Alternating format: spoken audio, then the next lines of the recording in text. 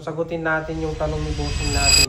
Hi guys, good evening. Merong nag-comment dun sa mga post natin lately dun sa tayo sa Bypass Villasis. Ito yung PM niya guys. Sir, pasensya na po. Quick question lang. Yung door po ba walang kalampag at safe if kung bata lang ang pasahero? Di ko kasi kita ang video mo, mabilis po. Gusto ko lang makita pati sounds. Paano po setup sa dashboard? Meron po ba? Sagutin natin yung tanong ni bossing natin. What if bata lang yung sakay mo? Mamaya biglang bumukas yung pintuan. Papakita ko sa inyo yung setup ng pintuan ni Trimax guys. Bali guys, yung pintuan ni Trimax kapag binuksan yan guys, papunta dun sa harap. Ito ang kagandahan ng ganitong pintuan guys. Bukod sa kahit medyo masikip yung parking, makakalabas ka at makakapasok ka sa loob.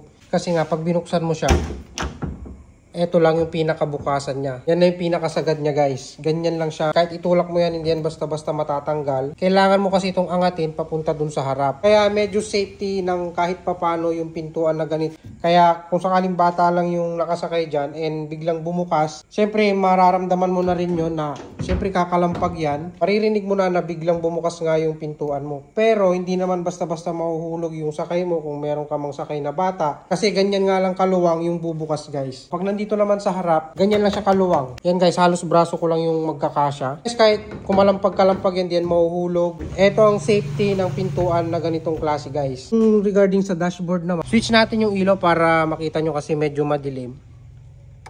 Yan guys, ito yung pinaka-dashboard niya. Pag nakaupo kayo dito, ganyan yung point of view. At regarding naman dun sa sounds natin guys, nandito yung switch niya. Halos lahat naman ng switch natin nandito na. Mga ilaw. Ito yung switch ng speaker natin. Yun guys, makikita nyo ilaw na yung amplifier natin. Nandito sa likod yung speaker. Buksan natin.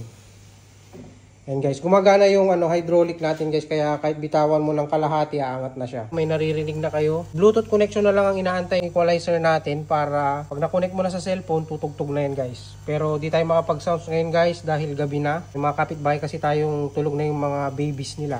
Yung isang question naman ni bossing natin doon na kung kumakalampag ba yung pintuan ni Trimax kapag nagbibiyahe tayo. Nilagyan ko siya guys ng ganito, yung parang rubber. Kaya pag sinara yan guys, nakaipit siya doon sa may gap ng pintuan tapos yung kaha ng sidecar. Yung kahit alug-alugin mo yan, walang kakalampag dyan.